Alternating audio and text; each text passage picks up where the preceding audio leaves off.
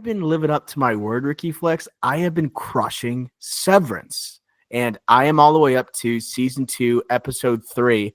I'm about halfway through season 2, episode 3, and I have been having an absolute blast watching it. I know you've been trying to put me on to Severance. I'm finally almost caught up, and I almost guarantee you we will have to talk about that season when it concludes. Welcome aboard, Doctor. Welcome aboard the Severance bandwagon. It is one of the best shows I've seen in the past 5 years. Season 1 was incredible, but season 2, every episode has been a banger, especially episode 4. Holy crap. Episode 4. If you know, you know. But yeah, I've been on the Severance bandwagon since day one, and I watched it live in season 1. I've been trying to get you to watch it. I remember doing our top billing for best seasons of television for that year of Severance, and I said it was neck and neck with the Bear season 1, and I felt like I have to ask you the same question. Does it compare for you? So, Ricky, I have a couple thoughts. I think this show, you talk about True Detective season 1, how you do a yearly rewatch. And I think The Bear season 1 and 2, I have in that elite class as well. I think I will be doing the same for Severance season 1. And I think it's not just because it's superb. The cast is amazing. The concept is very timely with the work-life balance. Feels like a Black Mirror episode made into an entire series. The writing is superb. The characters are amazing. Acting, everything's so good. But when you think about the actions of some of the characters and the consequences of that season finale, it makes you want to rewatch, especially the Helly character, right?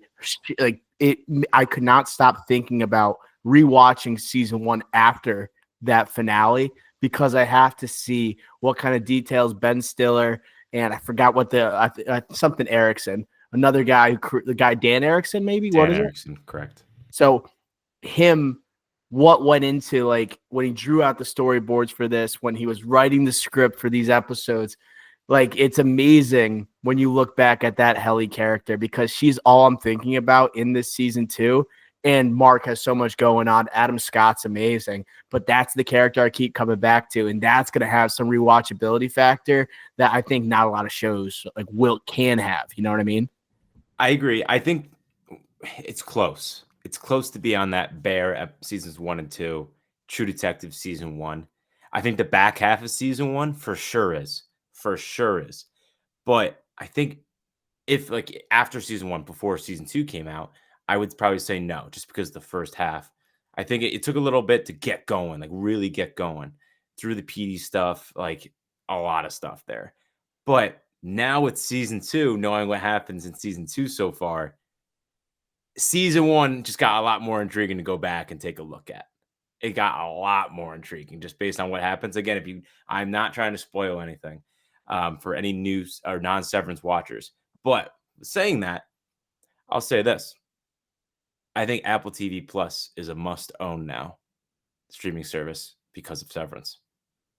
Yeah, I think so. That this show, I think, has pierced through the pop culture lexicon. It is now the show right now, even with White Lotus happening, even with HBO, back with one of its flagship shows.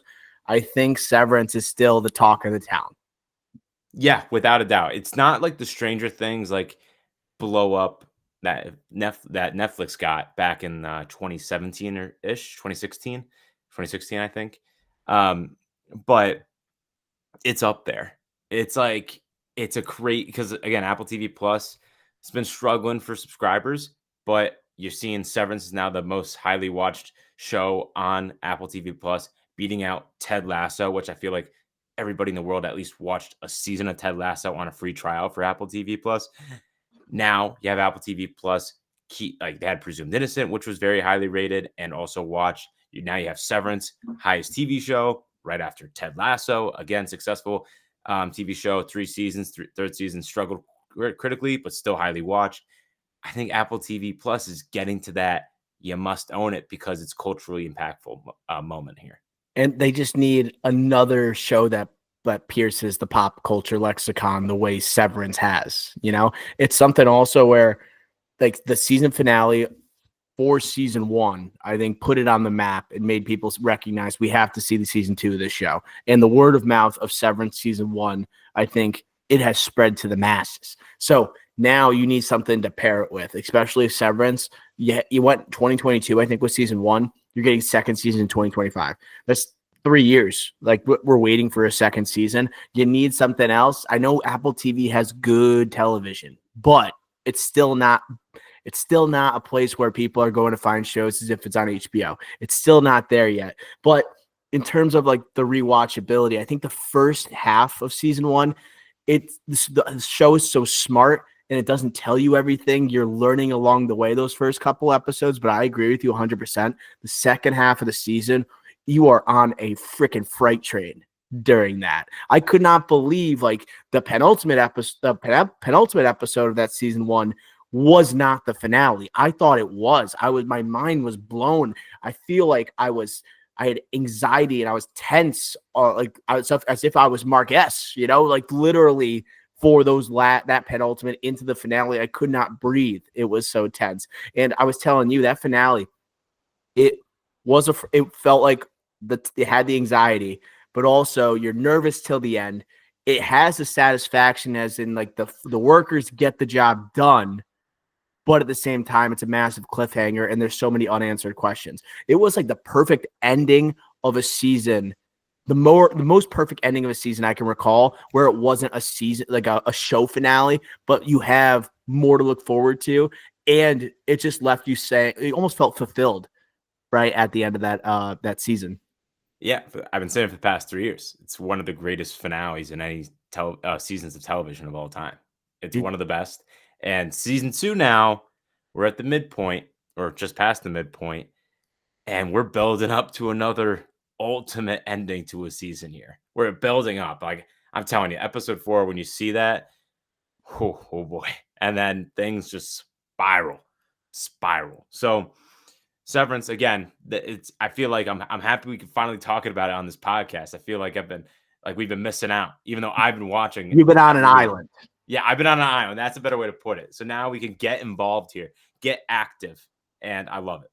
And we should throw it out there to some of our listeners. We've got people who watch the show. If you want to come talk Severance, why don't you DM us and maybe we can have some conversations, because this show is absolutely electric. Who's your favorite character? Well, so season 1, Mark S. for sure. John Turturro was in the mix there. And Christopher Walken, the Birving situation. Everyone's talking about Birving. But second season, the Helly, Britt McHenry, it's an unbelievable performance so far.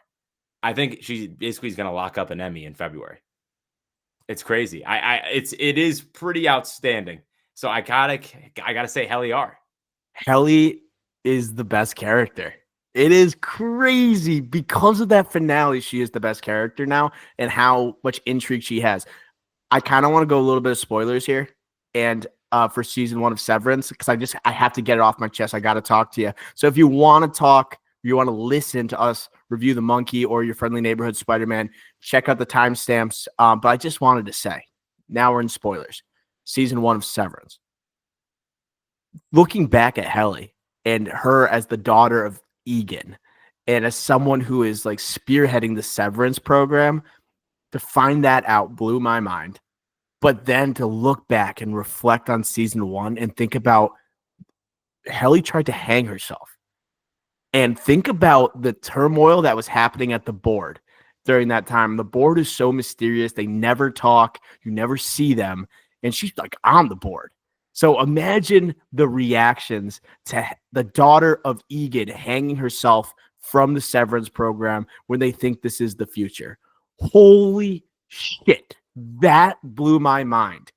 And to see her watch herself, right, her outie, tell her that her application to resign was denied time and time again, and then to find out who she is, it all made sense. It made her character must watch for season 2, and the duality of the performance right now, it's absolutely Emmy worthy. She's freaking on fire. That's the best character, hands down.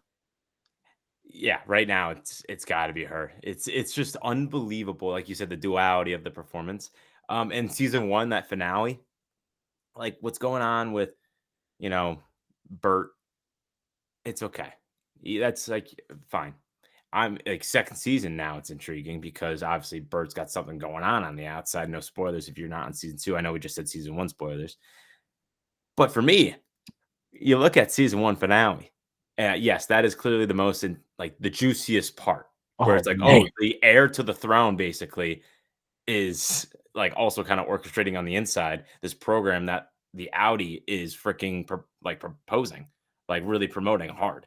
But we got to think of Mark S and the "she's alive" moment, like that. That's an all time television moment Yes. that I think as this show ages will go down as like one of the key television moments. I won't say 21st century, but like 2020's minimum for sure. That's why it was so fulfilling. Like he didn't save her, but he now knows she's alive. Like that, it felt like we accomplished something at the end of that season, you know? And like that was, and to have that now watching season two, the relationship with the innies of Helly and Mark, their interactions, and now they're working together at the point I am in this, like where I am in the season, to find right Miss Casey, or what is Gemma, right, the wife of Mark with his Audi. So any Audi, it's always really kind of weird. I always think they should have changed the term. The show even made fun of the terms. They were like, "These are dumb terms. It's awful." But that to me is just so spicy. That she's alive is one of the most electric moments. And I think I'm hooked on the Helly thing just because I've been watching season two and you see this other side of Helly. I was literally making notes during season one. I'm like, we have to know more about Helly. We have to find out by the end of this season what's going down with Helly with her Audi. You know, you're getting teased of Dylan in the real world, Irv in the real world. You need to see they're hiding something with Helly, and it absolutely laid the boom. But the act of season two, getting it going, she became the most exciting for me. But Mark S, like that's crazy. That's how great the storylines are. That Mark trying to find his deceased wife in the severed world is like secondhand to Helly right now. That's how crazy it is, you know? And the writing for each character is so good. They all have their personal motivations to cross Lumen. It's just incredible concept, incredible writing, incredible performances. Dylan's so good. Dylan, Jack amazing. Cherry. So goddamn funny, this Zach Cherry guy. And Irv with Totoro. I think that he is really good. I think he has the worst storyline out of the four. Like, it's just not as fun to watch, in my opinion, so far, you know? And they have him going on with Christopher Walken, the most unexpected relationship in the history of television. But his performance is even better than the storyline to me, you know? But Yes. yes. Yeah. Yeah, for sure. Again, it's tough to you got to catch up. You got to catch I up. know. I There know. is some crazy stuff that happened. Like people that are listening that know season two, they're like, "Doc, buckle up, like buckle up." Well, they're I'm teasing some telling you, crazy stuff with Irv right now. episode four is literally a turning point for all these people. It's like a holy f moment. It's not as crazy as the finale, but it's up there. It is insane. You got to watch that tonight. But I would say also just a little tease for you. Oh wait! You started season two, so Yep. I guess if for people that haven't watched season two, a nice little change is that you know how HBO at the end of like Game of Thrones or House of the Dragon, they would have like the actors on, the director on the episode. They do the same thing now for Severance. What? I didn't even know that. Yeah, so I'm like going to Ben have to do it. Stiller's on, Dan Erickson, who's the writer showrunner's on here, or just a writer. Like Adam Scott's on here. Like John Turturro sometimes. Like it is pretty cool. Just like the behind the scenes that they do. It's like, damn, they're Apple TV Plus gets it. Like they're like HBO. They're trying to be like HBO, quality first. And again, we're getting these. We get to talk to freaking John Turturro. Like we get to talk to Mark Adam Scott, Ben Stiller. Like it's awesome. And like Dan Erickson, you could tell like he put his life into this project. It's kind of like, it reminds me of Nick Pizzolatto for True Detective season one, Mhm. how like it took him years to write that. It feels like we get the same thing here with this guy. You know, you can feel like the passion, and he's like, buckle up, buckle up. And you can feel his excitement saying, like, I have something in my back pocket for you that you're never gonna see coming. Like, you could tell every single behind the scenes after every episode. He's like, wait till next episode. And then he delivers every time. Every time. That's That why, like, season two, like, it's kind of like The Bear, where we were talking about, like, is season two better than season one? Because like some of those episodes are like crazy, like Fishes or Forks, how like they're like better episodes than anything in season one. But is season one a better totality of a season? We're getting like same thing here. We're like season two, we're getting those Fishes, we're getting those Forks episodes. And if it builds up to a finale like season one, then yeah, season two will blow away season one. a show doing a post-credit like interview with like the showrunners and like the actors, that's when you know you have a good freaking show. That's when you know your audience wants to hear what was your thought process when you were designing this character, why they did what they did. You know, that's a show that has theories to it. People have theories typically, and that's how like you want to know more information. You I'll tell you know, this, it's a great water cooler show.